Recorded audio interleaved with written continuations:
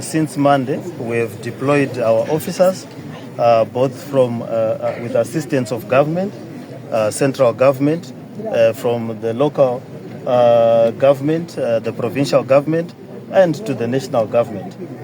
We've put measures to expedite the work that was being done here so that it is finished. We anticipate that within the next 2 to 3 hours, they would have laid the missing pipe and they would have backfilled the place.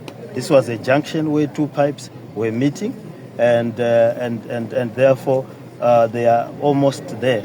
And we want to make sure that such an occurrence does not happen again. They will not leave this site until they have completed the work and the place has been filled and the pipes have been laid. We have also come to pay our condolences to the 3 families that have been identified. We are truly and well sorry for what has happened. We will give them assistance as a city.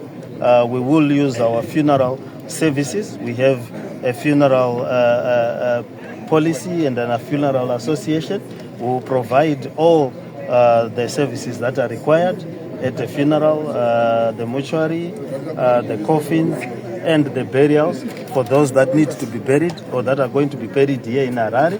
For those that will be buried outside Harare, we'll make sure that they get the transportation. We have asked our farm manager and managers to slaughter a beast for the food for the families and also the other items that come with the food, and then also some fuel transportation. So we'll give the families at this stage all the assistance that they require to deal with this funeral. Then we'll also make sure that this place will be closed and there won't be any other person who will fall or